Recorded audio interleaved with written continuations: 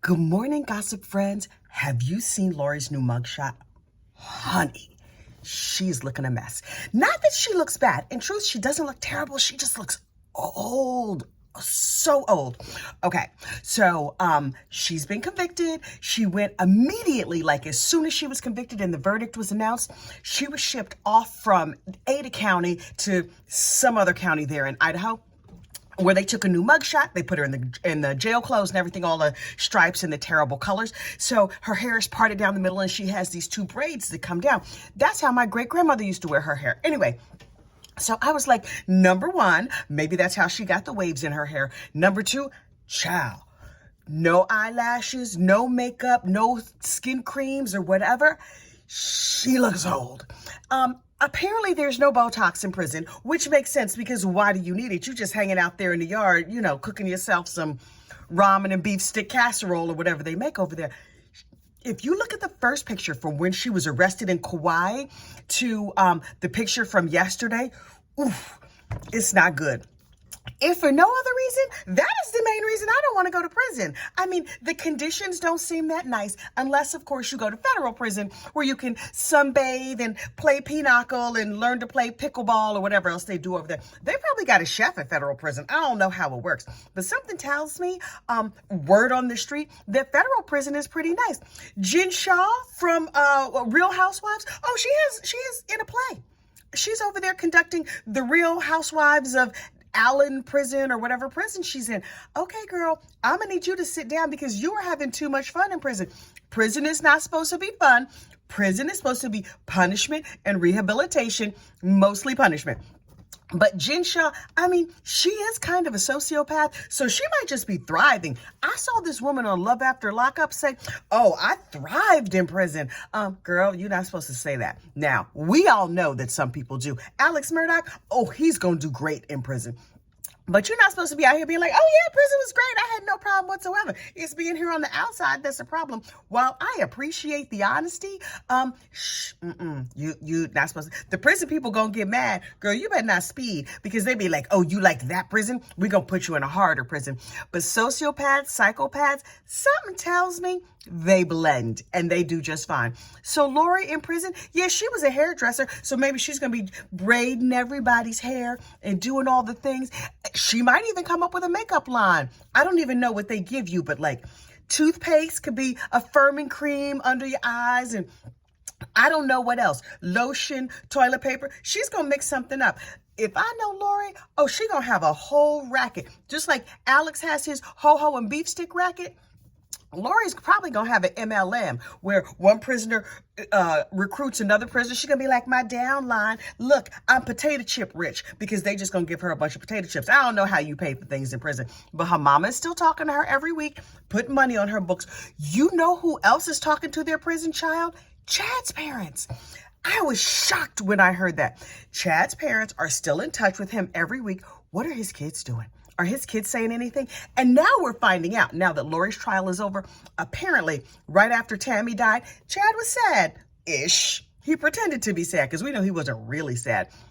He was over pretending to be sad, and his daughter, Emma Daybell, now Emma Murphy, something like that. Emma was kind of like taking over things because she's the oldest daughter. Okay, that's what oldest daughters do. Fine.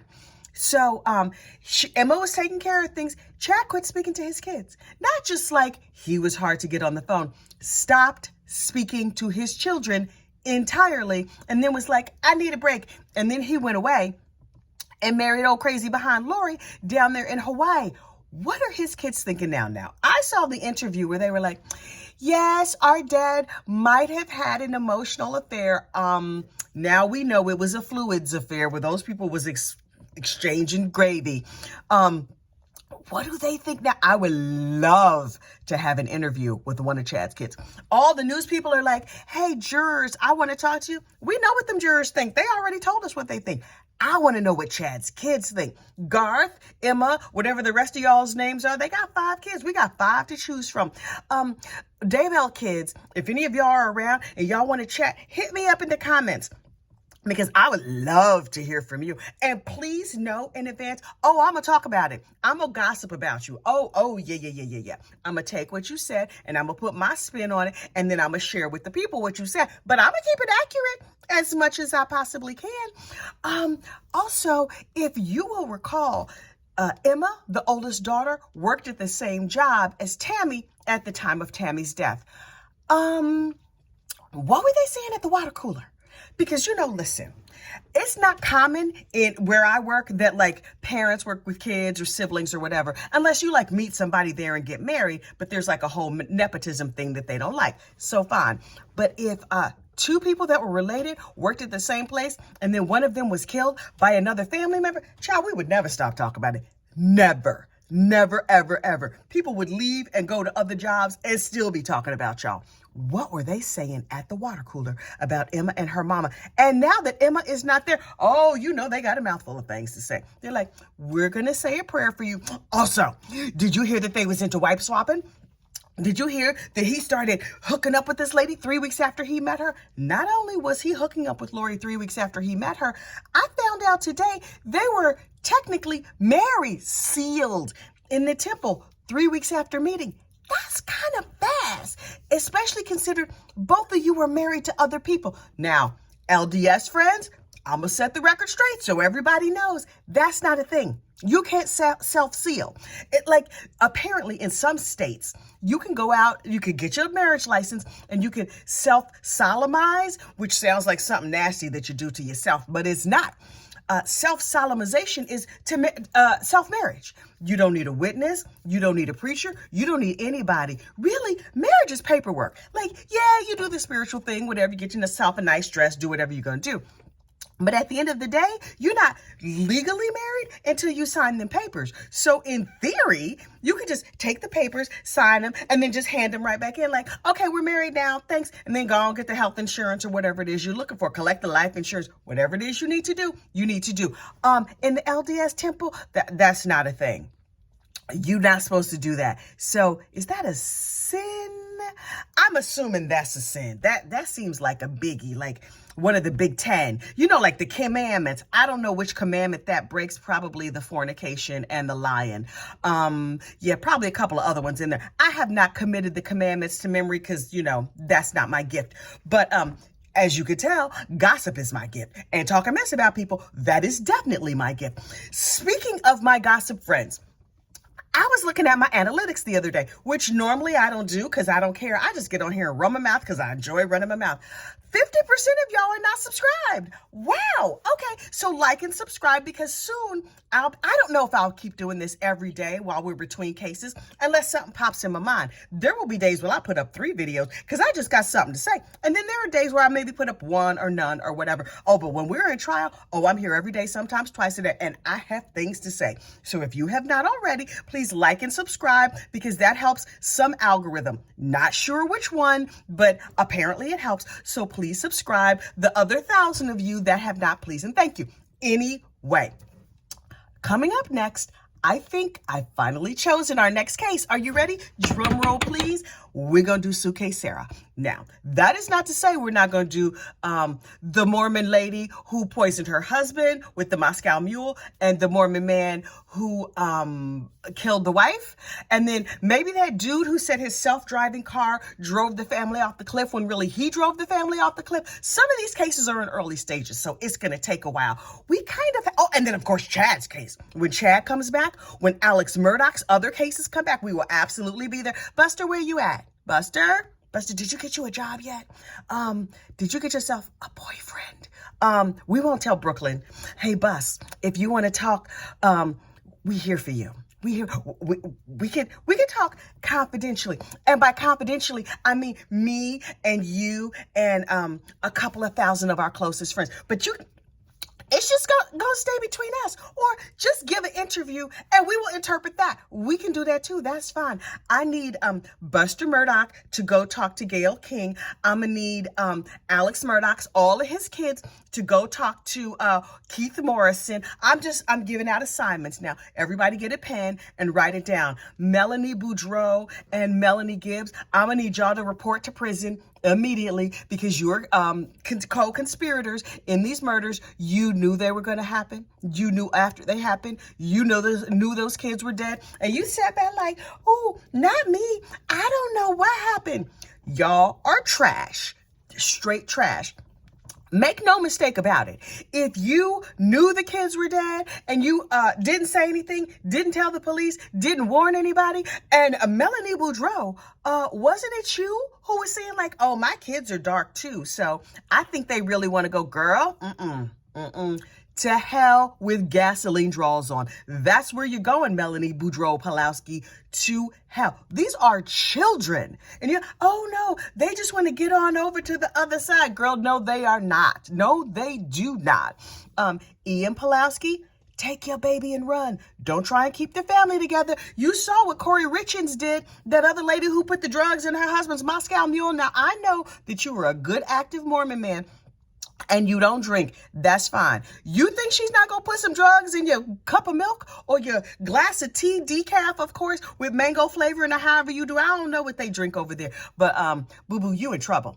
You run, Ian. Run. I should make a t-shirt that says run, Ian. Run.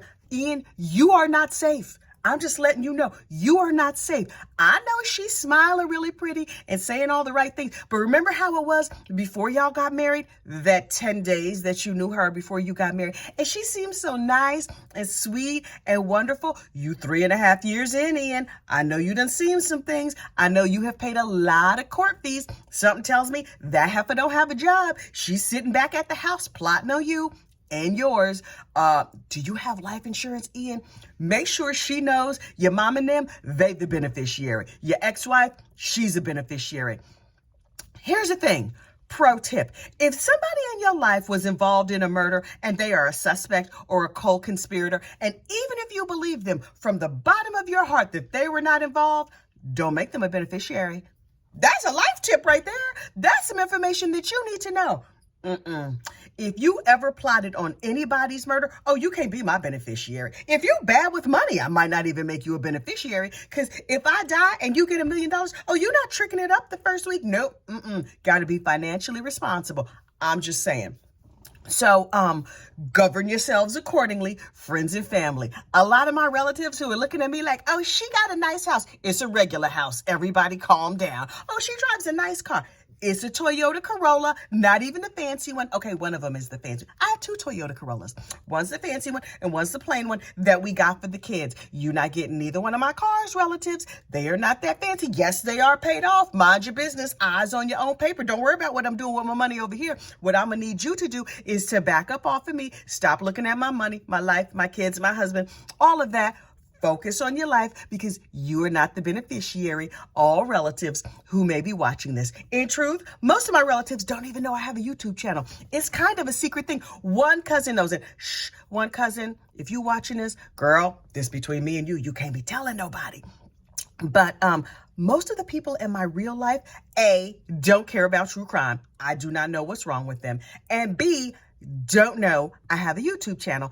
And it is better that way, because just like I have opinions, oh, they have opinions too. I come from a long line of people, a long line of big mouth broads. Oh, they have thoughts and they have feelings and they are not afraid to express them. And I am not at all interested in their opinion. Oh, they'll share it anyway. And I'll go, while I think about something else. I be making my grocery list in my head, honestly. When they talk, I'm just like, yeah, girl, wow, that's fascinating. I don't know what you just said because I was not paying attention. Anyway, what I have been doing this morning is a lot of work. Look at how much light is in the sky.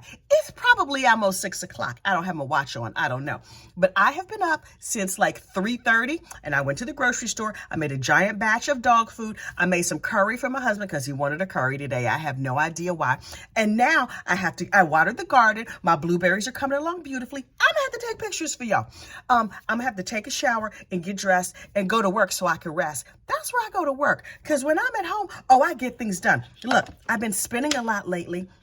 These are from my spinning wheel. So here's some pink yarn that I made and spun, and here's some purple, and then I have some yellow happening over here. I have things. I'm working on projects. So everybody, fan out. See if you can find some of these true crime adjacent people to talk to us so we can talk about them nicely. Of course. All right. Y'all have a great, safe day, and I will talk to you soon. Bye.